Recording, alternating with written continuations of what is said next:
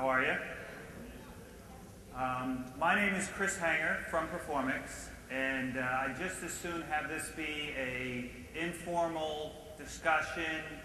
I'm going to break a rule and encourage you to ask questions during the middle of the presentation if there's something that comes up that you want to discuss, so long as we don't go down a rabbit hole, and I can encourage you to maybe talk to me offline if I think the question isn't appropriate, but I just as soon not be standing up behind some podium and just as soon talk about today's topic, which we've coined benchmarking, and encourage us to share ideas. I'll share some insights that we see when we talk to our clients and try and make this as interactive as possible.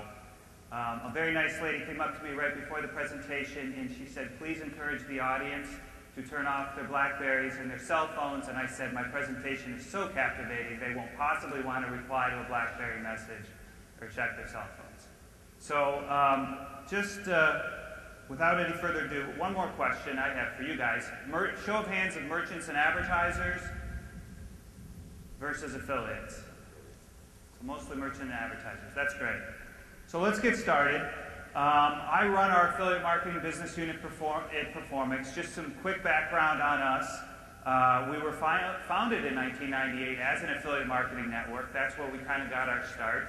Our focus really in the early days was on the retail catalog sector. We saw a void in the market in terms of being able to provide a full-service approach to affiliate marketing. We built our customer base off of retailers and catalogers. In early 2001, through the insights we gained through the affiliate marketing channel, we saw the opportunities that search marketing presented, and Performix has gone on to build out one of the largest, most global SEM firms as well. So we have two core products that we offer to our clients: search engine marketing services from NSO to paid search, as well as affiliate marketing. We were bought by DoubleClick 2 years ago, so we're a standalone division within DoubleClick. We're doing some interesting things with them in terms of integrating with their core products and offerings, and DoubleClick overall is doing some interesting things.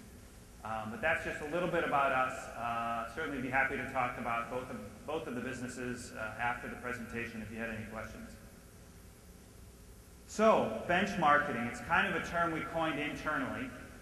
And really the purpose of the presentation and the discussion today is really around how does marketing take place within affiliate marketing, and then on top of that, how do you go about benchmarking your program in the context of others, in the context of your own internal metrics, in the context against your offline metrics, and then possibly against some consumer trends that are happening in the macro perspective. So you can just see here, hey, if I'm the advertiser, what are my internal metrics? You know, what is my average order? What are my conversion rates on my site so that I can compare them to my affiliate program? What's my average order online versus offline? You know, one of the absolute things you should be doing from a benchmarking standpoint is looking at the competitive set. Affiliate marketing in particular, and I kind of would encourage most people to do this because everybody does it. If you're a merchant, you can sign up to be an affiliate and go in and see what the posted rates are in terms of payouts of your competitive set. I would encourage you, and you wouldn't be that competitive if you really didn't understand what your competitors were doing. So what is their payout? You probably have a good idea of what their average order is. You don't know their conversion rates, but you know yours. So you could probably be within some percentage, plus and minus, and you can start to get a sense of how competitive you are in the eyes of the affiliate. You can also then start to transcend and look at their placements. So where are they on the pages of your big affiliates? So I think one of the key things that you really have totally in a merchant's control and or your provider's control to help you is what's the competitive landscape? How do I stack up? So that's a key thing that we identified here. The third point, and I'll share some slides on this because I think this goes to just overall marketing and being a good marketer. What are the consumer trends going on? Where's growth coming from? What segments? Are there any geographic implications? Are there any age implications? And so we'll talk through some of those trends recently, but as you as the marketer, you may not be as expert at affiliate marketing as maybe somebody who specializes in it, but by gosh, you better be as good from a marketing perspective. You know your products, you know your customers, And you should be driving that component of your program. Lastly, goal setting. So a very important component of kind of benchmarking and bench marketing. It's very important that we all, I wish I could go into my boss and say, yeah, let's just kind of have a very soft budget this year. And maybe we hit our number, maybe we don't. So we all live by goals. We all live by budgets. In affiliate marketing, I would encourage you to have a target, kind of your baseline budget and or baseline objectives, whether they be CPA targets, ROI targets. You're managing to an overall budget. Probably the two biggest indicators you got to have is, do you look at it from a budget perspective that I've only allocated $200,000 to spend on my affiliate marketing program and I should only spend this? Or am I really just totally governed by my CPA? Once you make that decision, I'm totally governed by my CPA, I'm willing to spend up to a $20 CPA, great. You set your baseline. The other thing that we're always talking to our clients about, all right, so give me that surge capacity. I can go from 20 to 25 during what season? Back to school, Mother's Day, that's when your customers are there, that's when the sales opportunities are there. So you set your baseline budget, but then you've kind of created this surge capacity. Certainly Q4 holiday, you might want to think about a much different CPA. But those are just some ideas around goal setting. When you work within your organization and you have to manage up, because we all manage up, you have to control those expectations. And then lastly is execution. So any plan is wonderful. It's worth about as much as this piece of paper until you get down to executing.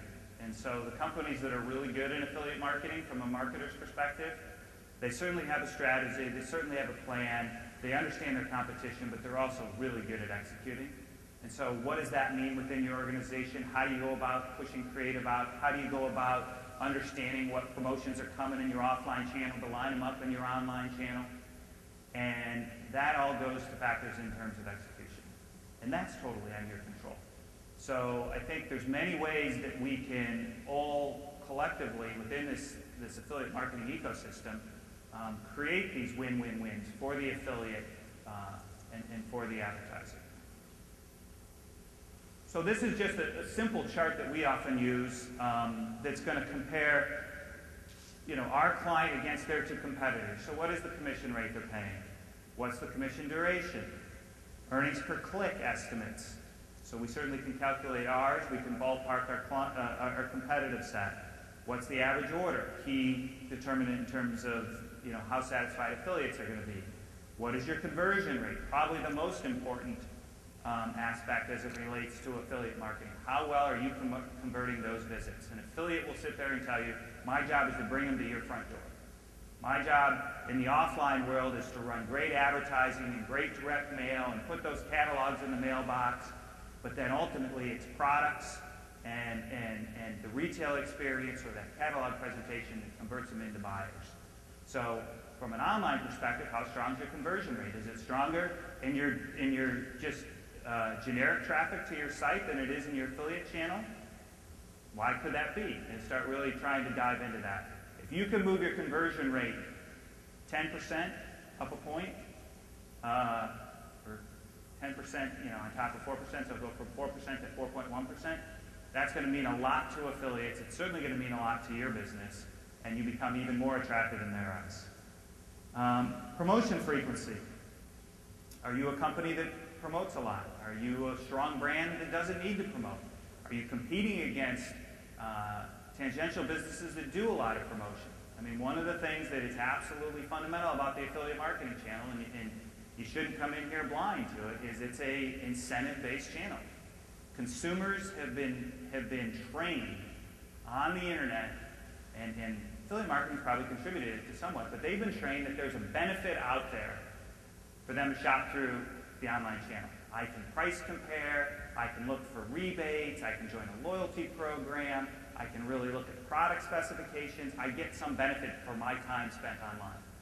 So either you're going to play and present those benefits in the form of promotions, or you're going to have very sound marketing decisions and branding decisions on why you're not, and then you've got to be able to stand up to your management team and tell them, hey, we're not promoting, and this is why, and thus we're going to have an impact in our affiliate channel potentially.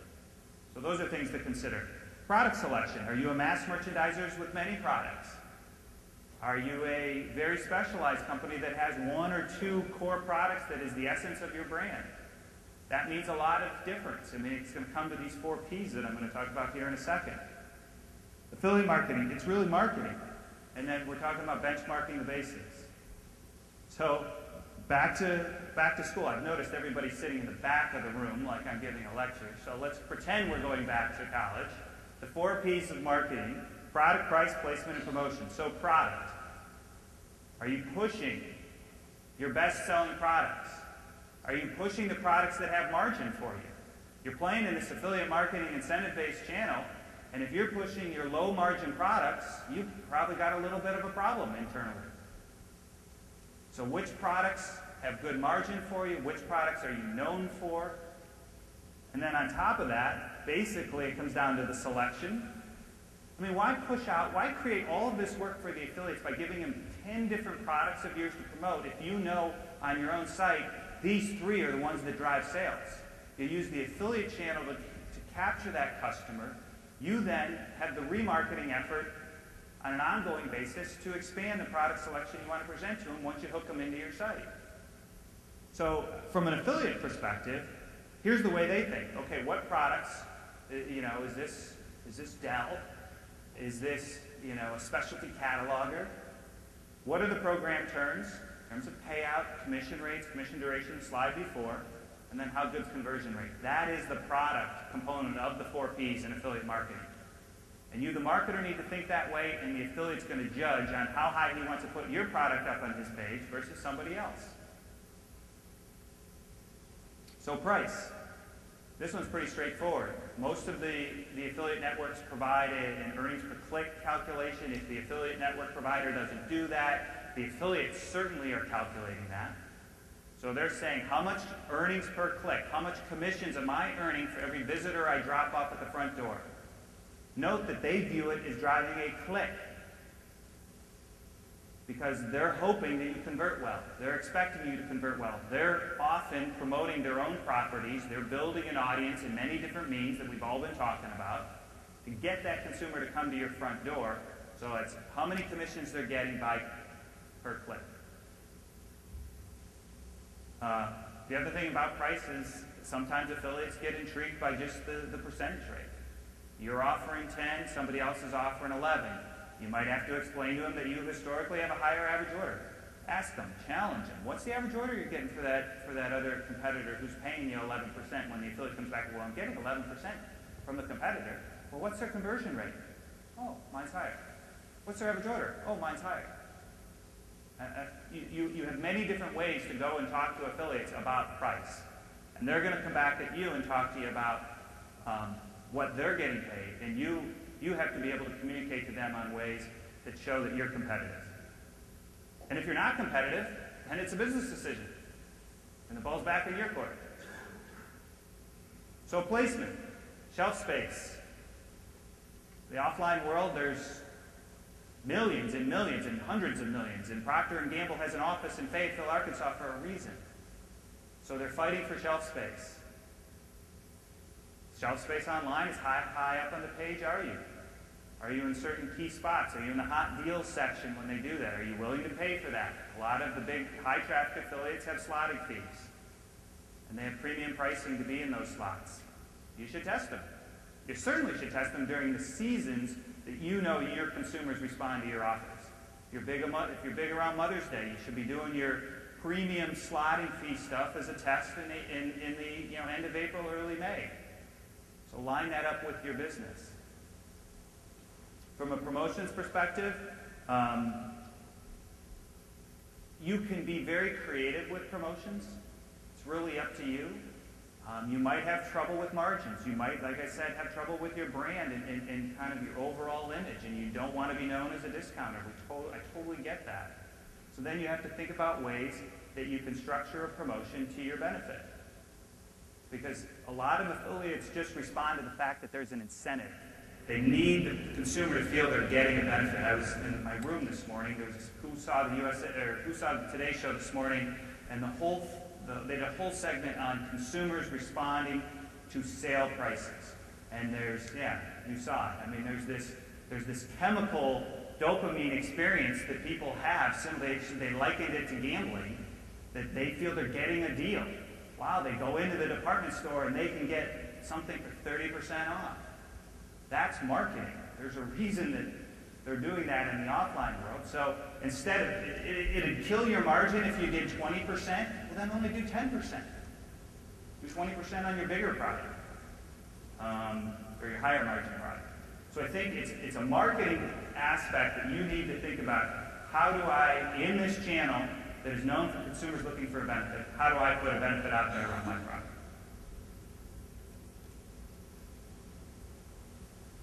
So in some of the metrics to be thinking about, we've covered most of the ones on the left: average order value, click-through rates. We talk about active affiliate ratios in our program. So you've had 1,000 affiliates sign up. You've had 600 of them are active in the sense that they drove a visit or a click, and then you got 300 of them who are productive. They've driven a sale in the last 90 days, for example. So you should break out some benchmarks around live, active, productive. Know your percentage of online sales. If it's not transactional and it's lead-based, you got to really measure the quality of the lead. So there's a lot of discussion going on right now around lead quality, and then moving into the columns on the right, the multi-channel marketing indicators around ROI, certainly lifetime value. How valuable is this customer? Is this acquisition or retention? Is it a new customer? Certainly everybody wants new customers. But the affiliate marketing channel is not new customer specific. I mean, think about the direct mail. How many of you are catalogers? So in the catalog world, they're thinking about their house file and they're thinking about their prospecting. And they go out in their prospecting efforts and they buy lists of only people they've never worked with before. They're purely people they're going to put a catalog in a mailbox to somebody who's never bought from them before. On the web, you can't target somebody who's never bought from you before. You have to be pervasive. You have to have your links out. And then if the consumer responds to you, you can measure that, wow, I'm getting a lot of new customers. But if I'm not getting a lot of new customers, which is undesirable for many people, they don't want to be paying for repeat customers. Hey, I already own this customer. When I drop the catalog, that definitely is my customer. And they would have found me anyways, or when I emailed them, they would have found me anyways. You absolutely should be thinking those thoughts. But the question you have to ask yourself is when you're up on Brad's deals or you're up on Coupon Cabin, and you decide that they're just producing a bunch of not new customers, if you remove your links, are you going to get the sale from your email efforts, from your offline marketing efforts, or is somebody who goes to Brad's deals who's saying they want to choose to shop through this online channel going to pick from your competitor? And that's the question you got to ask yourself. And so we have lots of conversations with clients about acquisition versus retention. We have conversations about retention versus reacquisition. Some clients of ours say if they've been a customer of theirs from the original time that they were in business, 40 years ago, they're considered, not a new customer. So what are you doing in terms of trying to reacquire people? Channel attribution, that's a big topic in multi-channel marketing, and from a benchmarking standpoint, how do you get your arms around that? So what I mean by channel attribution is I'm a multi-channel marketer, I'm mailing catalogs to them, but at the same time I see surges in my online sales when I drop the catalog. Who gets credit? At the C-level of these organizations, at the chief marketing, chief executive officer level, they all agree they got to play in these channels. It's at the director, VP level that they're fighting around budgets, and they're saying, hey, I should be getting credit for this, and my ROI should be what's impacted here. So if you think about all of the different offer channels we have out there today, we've got mass media in the form of print and broadcast and online, direct TV and search and affiliate and catalog and store and mobile and email and RSS. That's bombarding the consumer, and then at the same time you've got all of these response channels in terms of the ability to respond via mail and retail and outlet stores, call centers, websites. Are we reaching these consumers just at the purchase point? Is that really the only value we're creating? Or is there value earlier up in the funnel, that awareness, the consideration to ultimately purchase? And I would argue that there absolutely is value from an awareness and a consideration standpoint. We know price comparison goes on online. We know product comparison goes on online. So there's no question in my mind there's a lot of consideration that's happening. The auto industry has clearly shown and had many different reports that 85% of all vehicle purchases started online. They have some tremendous data around this. So as you think about your financial thresholds and you think about these goal setting from the earlier point, are you deriving value for your business from a branding perspective, from an influence perspective? And if so, how do I give more credit through online so that I can get more budget, so I can be even more competitive and get more sales? So the adoption by channel, this was from the DMA, the end of 2005. So website, email, paper catalogs, search engines, direct mail. People certainly have, I mean, it's old news. People are buying online, and it's only going to grow. Here's recent purchase channel by consumer preference.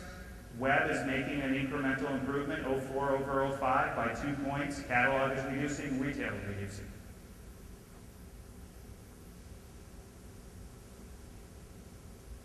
So here was an interesting study. This was put out by the Clement Group at the end of 04. So it's a little dated, but I actually thought it was really interesting insight. So they did a really disciplined study, and they looked at buyers who purchased 3 times and only 3 times across the channels, across a 12-month period. So this 12-month period, 3 times, if you bought only in one channel, whether it be catalog, web, or retail, you were 69, 90, 43. When you started combining channels, you spent 99, 124, and 127. Holy cow, the chart on the far right, the bar on the far right said, if I was the guy who bought once in catalog, once in retail, and once at the store, I had the highest average spend, or total spend.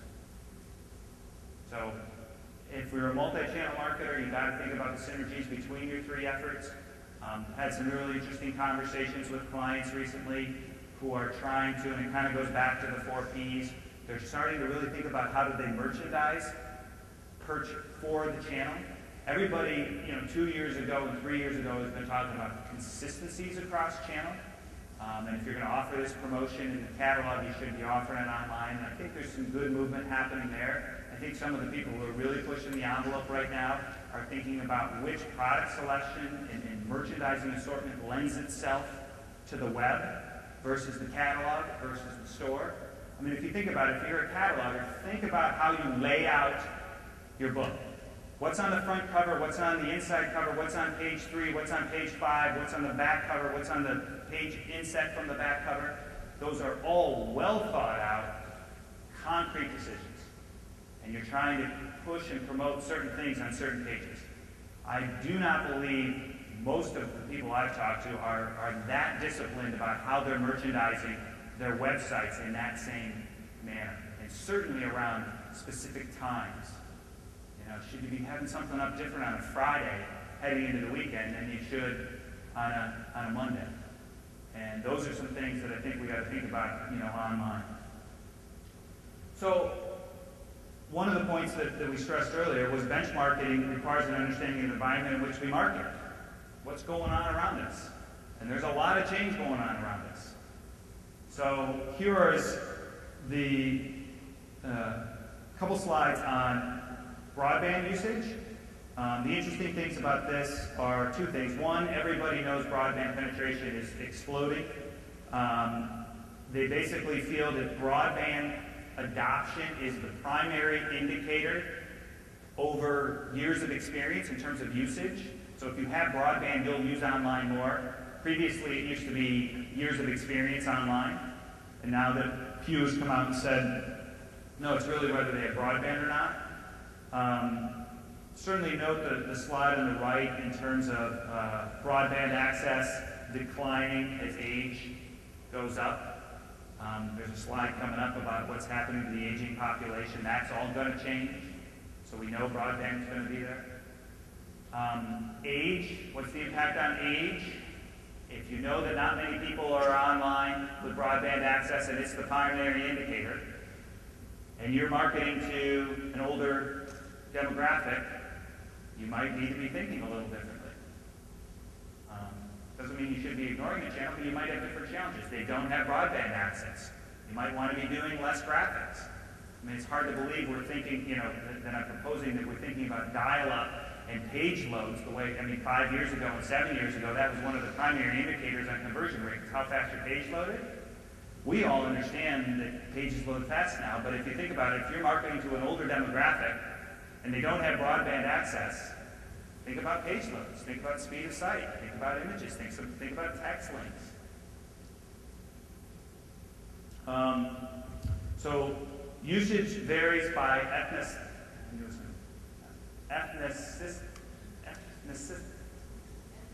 ethnicity, thank you, and education. So broadband access on the right, the chart here on the right is showing high school grads, college grads, and household income. So you'll see as more affluent you get, more broadband access. Low-income households are half as likely to have broadband access. Broadband access has replaced, that was just on the last slide I said that. In terms of the breakout by demographics, you see English-speaking, high school grads, college grads, whether they have dial-up or broadband.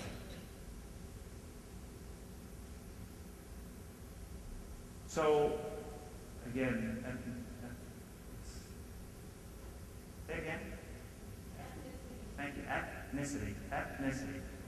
Ethnicity will create new opportunities. So, Caucasians as a share of total population will decrease from 74% to 65% by 2005. Hispanics will account for 45% of the population growth up to 2010, and Hispanic population will double by 2020. Asians will double by 2020, but off a smaller pace. I mean, this all says, what is your marketing strategies? How do you reach these different populations? Legal immigrants of almost 9 million will come to the U.S. during the first decade, primarily from Mexico. That's certainly something that's in the news right now. How does that impact the marketing decisions? Usage varies by geography, so purchase channels by community type. If you are in a rural area versus an urban area, how do you purchase? And that goes to your marketing strategies. If you're in a rural area, you are predominantly call center and mail, north of 60%. If you are in an online mode, you are about balanced. And then if you are in a retail shopping mode, you're heavily concentrated more in terms of urban, in terms of purchase channel preference. So again, factor into your marketing decisions. Here's some interesting stats on where growth is coming from in terms of MSAs. So MSAs measure metropolitan areas. If you look at the southeast, you'll note that MSA growth from online growth is north of 50% across all of these MSAs. Look at the major metropolitan areas, they are falling more in the 28 to 29, 33 out in LA. The rural non-MSA average is 28%. So how does this play out? If you're doing search marketing and you see the southeast explosion, there's geo targeting capabilities within search where you can isolate and really focus a specific promotion or a particular campaign that is a product that is right for the southeast instead of the northeast, or seasonality implications as it relates to geography. Remember, you guys know your consumers better than any agency or any provider, certainly better than affiliates. So this goes to the creative that you're trafficking out there. One of the things that we encourage clients to do is sometimes in the affiliate channel, less is more as it relates to creative. Think about it from an affiliate's perspective. They've got to administer and manage all of the various different types of creative for your account and all of the other marketers that they're working with across all of these affiliate marketing network providers like Performance and Commission Junction and so forth. You should be pushing your best converting creative. You should know that. And yes, you should test that in the affiliate marketing channel, and you should push out 6 banners, and you discover that these 3 tank. Well, then you should get rid of them. But let's not just, spray and pray. You should know what is going to respond and work for your consumers. So, benchmarking in action. Publishers are marketers too. We recently commissioned a study with the e-tailing group. How many people are familiar with the e-tailing group?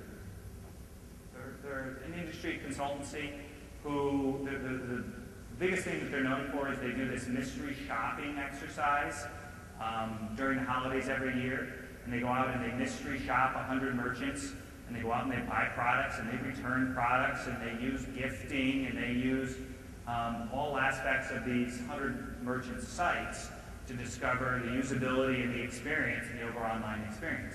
We commissioned a study similarly with 25 affiliates, and we asked them to go out and mystery shop through these 25 affiliates, and we judged them across a series of categories around their customer experience, content on the site, and merchandising execution.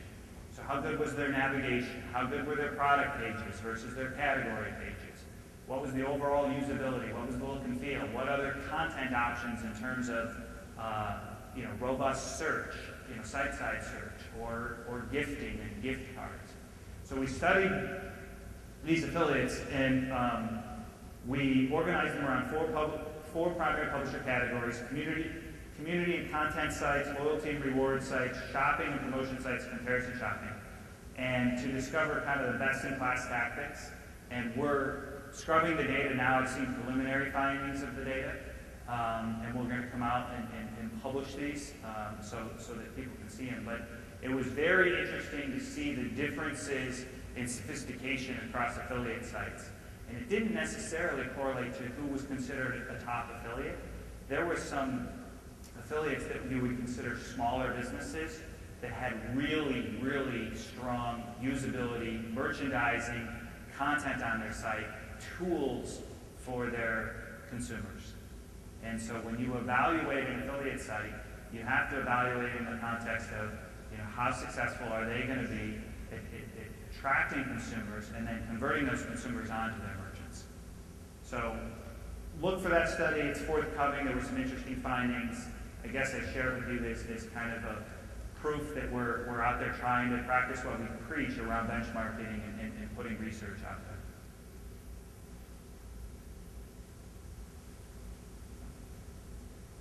So the other thing that we've been doing, and this is in the field right now with ComScore, is we're trying to do a study around the affiliate channel specifically and how do consumers behave when they shop via the affiliate channel as compared to shopping directly straight to the merchant site in an online perspective. And we're trying to do some analytics around visit share analysis, transactional share analysis, so how much of your overall transactions is coming from the affiliate channel versus not, and we're benchmarking this study for our client and then 2 of their rivals. So we're hoping to be able to show the difference in who's really leveraging the affiliate channel well, and then we're also trying to show the secondary thing is what is the consumer profile of an affiliate-based shopper? Do they spend more money? Do they have a higher average order? Does shopping through an affiliate site raise conversion rate because there's some type of benefit they're trying to get, whether it be their e-commerce points or their rebate or whatever? We're trying to then understand the demographic breakdowns of the affiliate channel consumers. So these are data points that I share with you to just kind of reinforce this concept that I've been talking about, that it really is marketing. You're playing in a very dynamic channel that is very competitive. You're competing for shelf space. You have price at your disposal to use to your advantage because there's many different ways that you can describe price in the form of really strong conversion rates. I convert better than somebody else. Or you have historically higher average order. And these are all analytics that you need to be thinking about.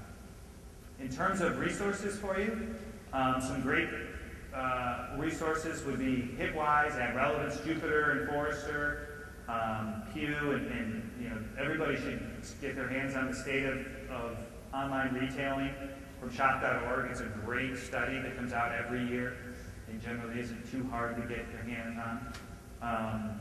AppStat, certainly, and Sean's work. eMarketer, the DMA, many good sources out there to understand what's going on from a consumer standpoint, from a macro perspective. The understanding your competition and understanding your metrics certainly are more on your shoulders. But these are good sources for kind of benchmarking against the overall industry and trends. So I guess the keys to success that I'll leave you with, and we're pretty good on time. Performance is relative. It's how am I doing compared to what? How am I doing compared to my offline channel? I mean, the offline channel probably is killing it in terms of overall sales, but it might be a much more profitable channel online. The ad expenditure, so your return on advertising spend online, has historically been a lot stronger comparative to offline marketing. So remember that your performance is relative, and you have to build the case and the argument internally to present that. Metrics don't make sense on their own. So what is the context? What is the seasonality? What changed in the affiliate marketing landscape? What changed in the search marketing landscape? They're very intertwined. You can't win in a vacuum. So if you think that you're just going to be able to put your offer out there with your product and your brand, you're competing. You're absolutely competing. It's a very open, it's a marketplace. Price is set by the market. Affiliates have options. You're not buying placement in most cases in affiliate marketing. So what that means is the affiliates are taking most of the risk, and for taking most of the risk, they're going to make some of the decisions. What to look for, you're looking for the variances, you're looking for the outliers, you're looking for trends over time, you're paying attention to what's happening to consumers, and you're comparing it to your other channels. Those are just very good basic principles. So, that is all I have. My goal of interactive questions didn't prove to be a concern, so we didn't have to worry about that. I'm open to questions. Would encourage it. I know if we get one question, the second one usually follows.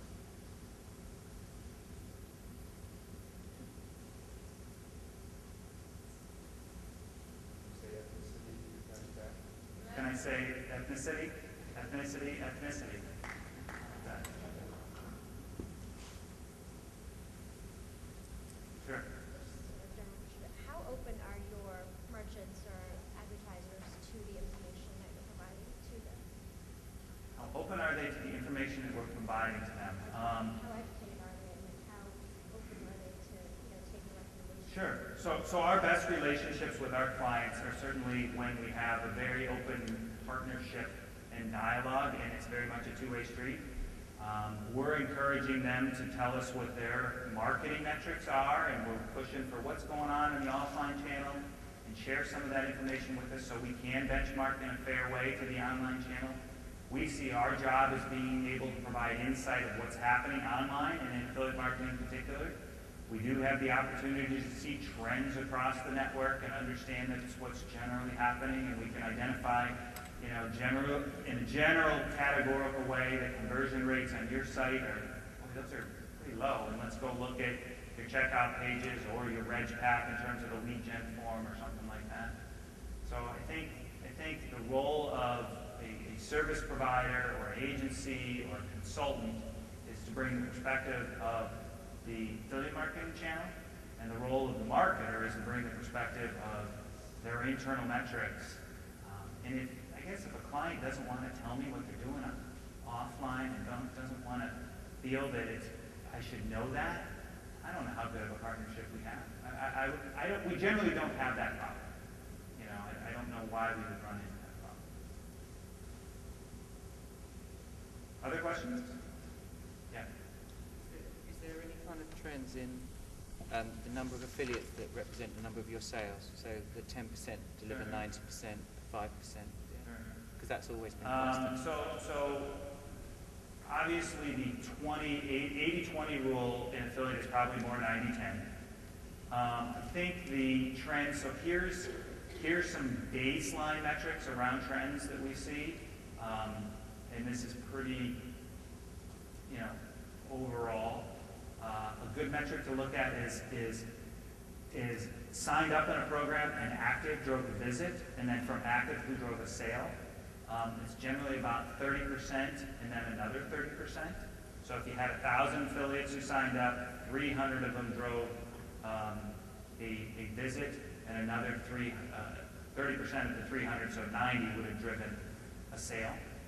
That's a decent baseline to kind of ballpark. It's a rule of thumb number. Here's another thing about the 90-10 rule. The other big difference is product assortment. So if you're a mass merchandiser and you have a wide range of product assortment, you generally have more affiliates who are contributing to your program.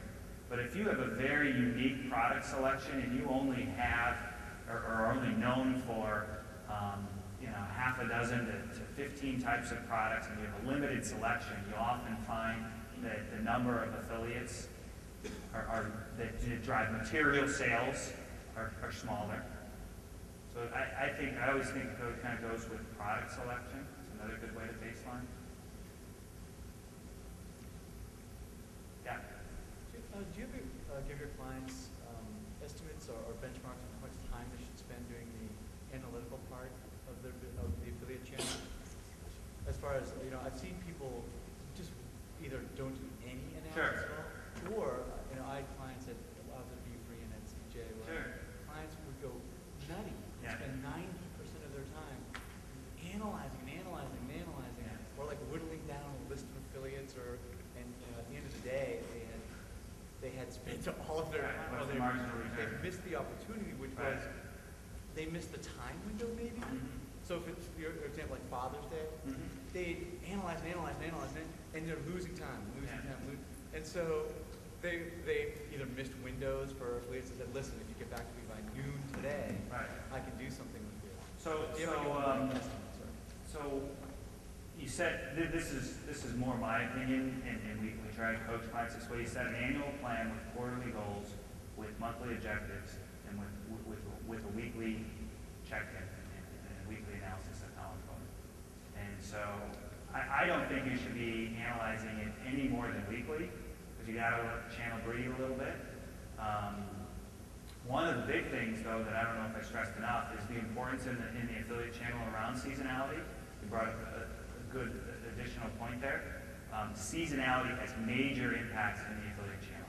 And the bigger affiliates today are able to command, because they're driving volume, are able to command slotting fees and are requiring preparation. If you are not right now totally all over your back to school stuff, I would say you're late.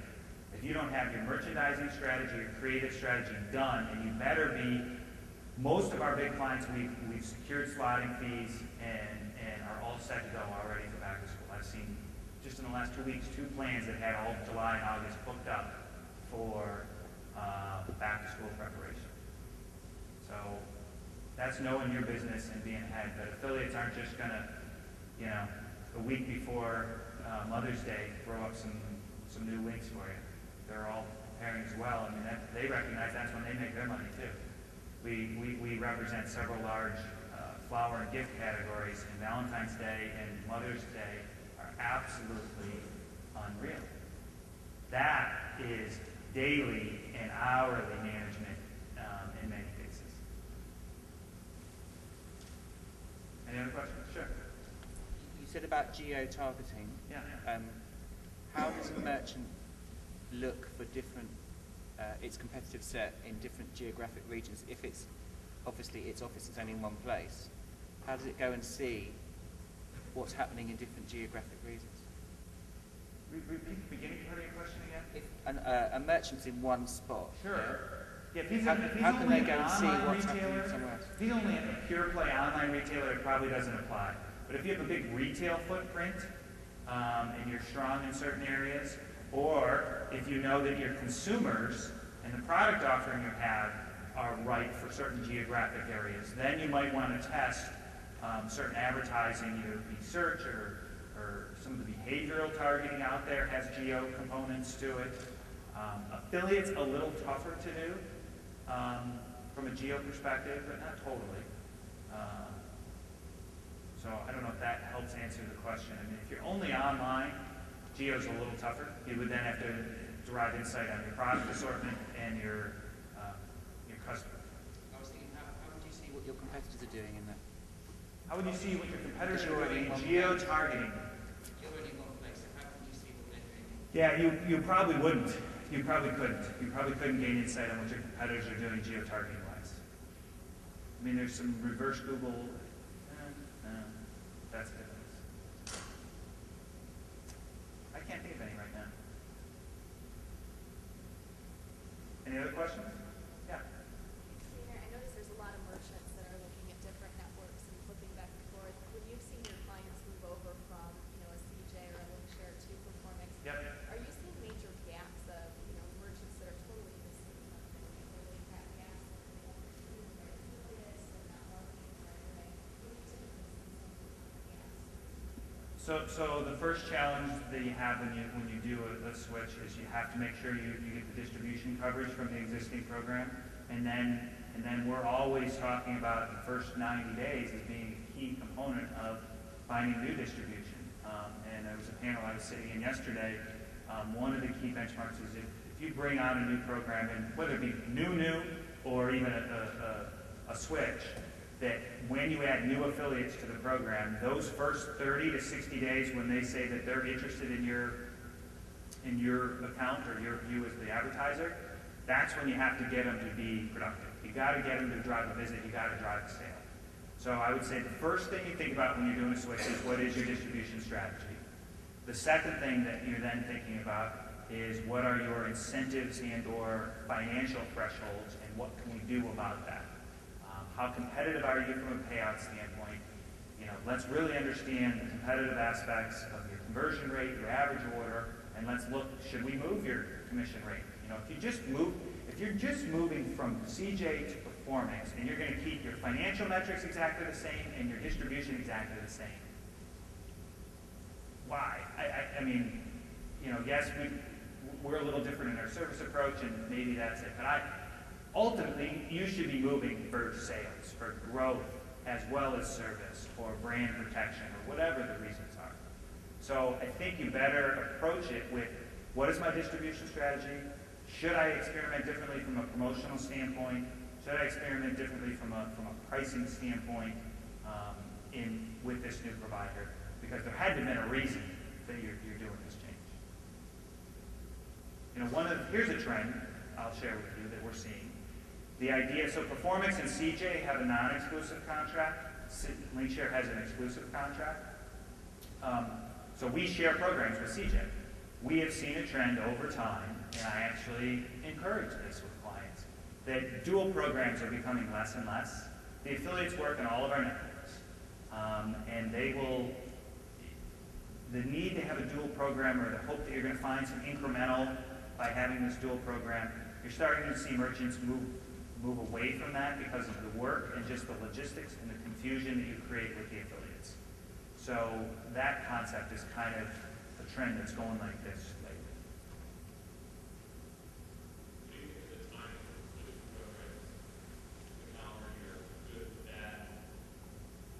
Yeah, I would. If I was sitting in the director of online e-commerce, I wouldn't switch during my busiest time of the year, obviously. But so it takes to transition a program, fully transition.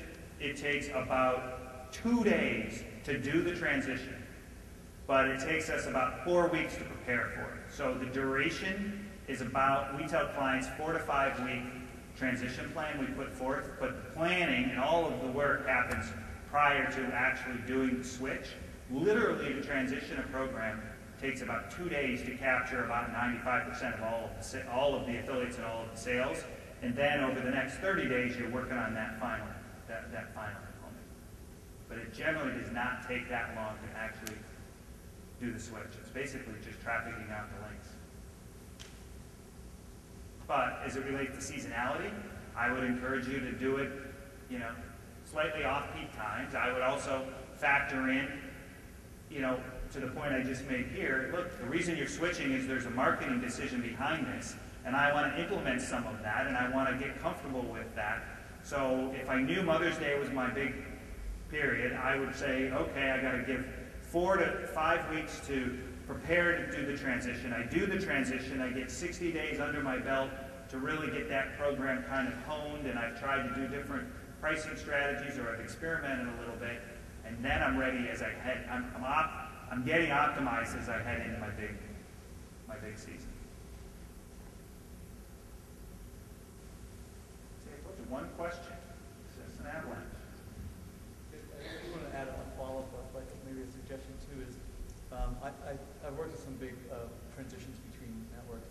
Try to incentivize the network, just like you incentivize affiliates, to say, you know, if we move over the program in 45 days and get, you know, revenue doesn't dip below X, you get X amount of bonus, because all account managers on all the networks work on a bonus. Sure. So if I know a big bonus is coming my way, yeah, I'm going to really try and hit your number, just like I'm acting like they have.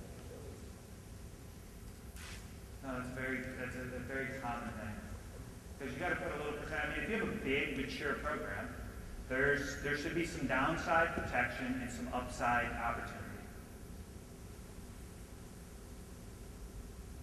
Yes? I have a question, a little off topic maybe, but what do you think will be the impact of Google offering CPA to affiliate network like Europe? Yeah, that's a good question. So somebody asked me that last night. Here's my take on it. Right now is I'm not too worried. Well, let me restate. I'm worried about Google overall. I think everybody who's in a service provider role in online advertising is right now. They have the capital, and more importantly, they have the people. I mean, they just have a tremendous asset in the human capital that they have, and the engineering force that they have. So everybody is worried about Google, and right they should.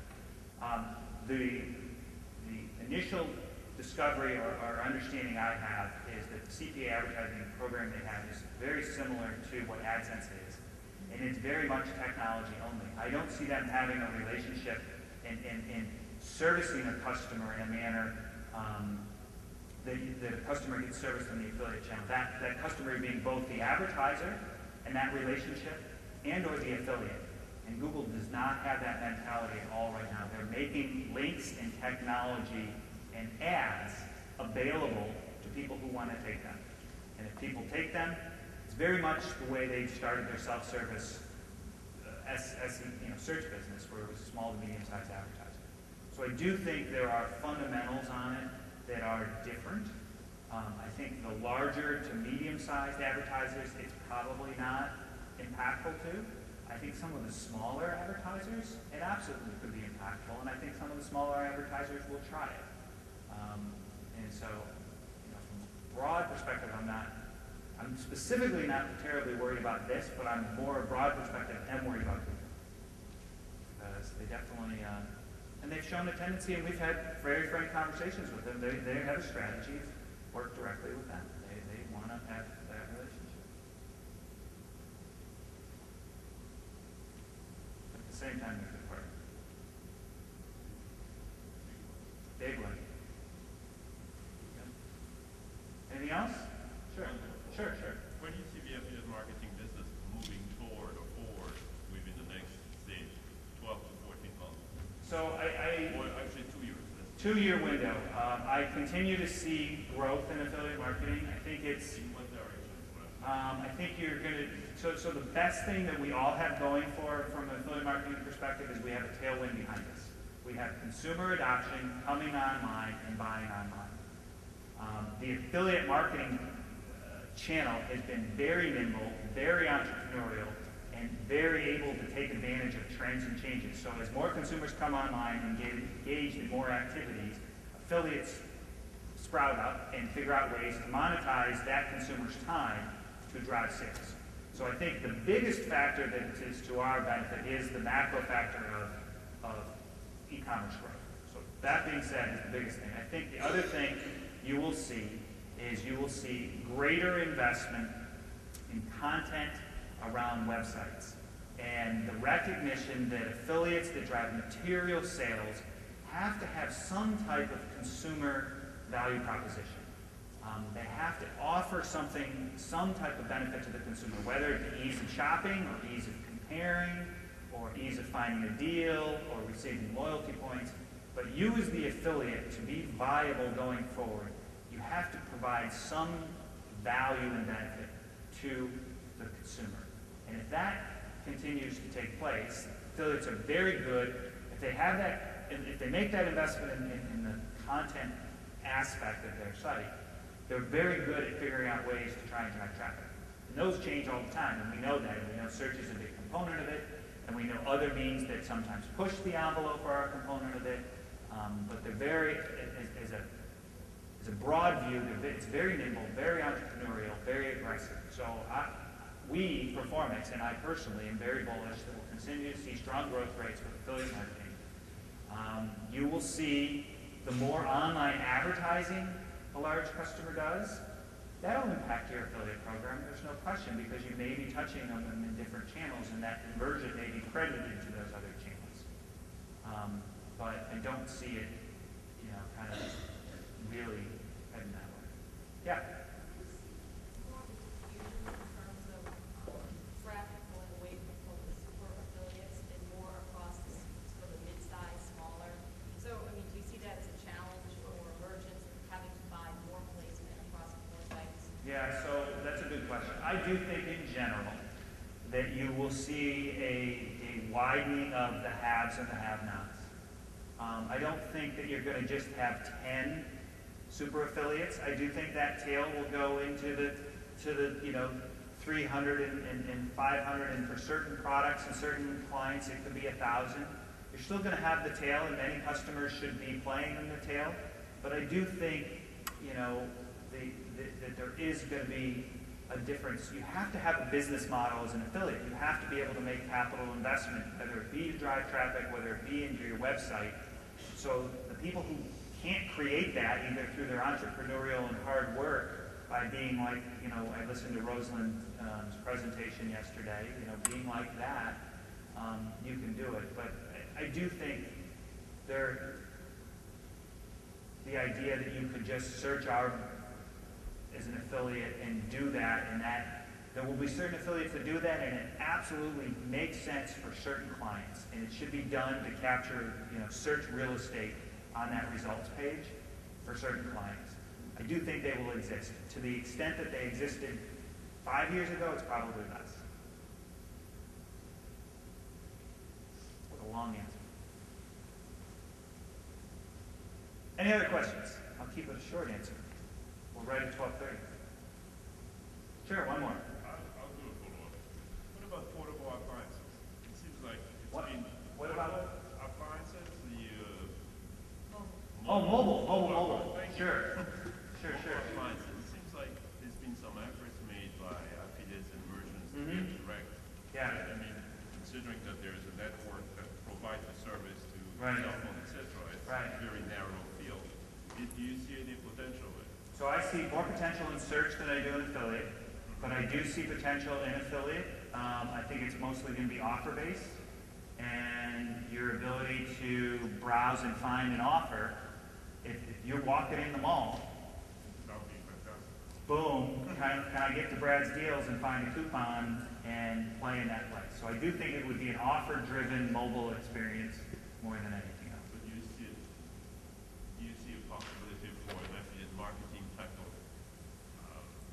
channel, or is it going to be more of a deal like what would make like for a Google search type of situation whereby? I mean, in terms of the pricing? No, in terms of a relationship, because you have a Verizon, for example, Sure. running all the cell phones under Sure. Verizon, and unless you make a deal with Verizon, forget it. So Right. Verizon potentially could be quote unquote the Google of the cell phone, Right. as opposed to an affiliate network such Yeah. as yours. I think you'll see a far fewer number of providers, content providers in the mobile space than you have content creators in affiliate marketing. Far different. And content providers in search are the big search engines because they have the mechanism to provide that capability.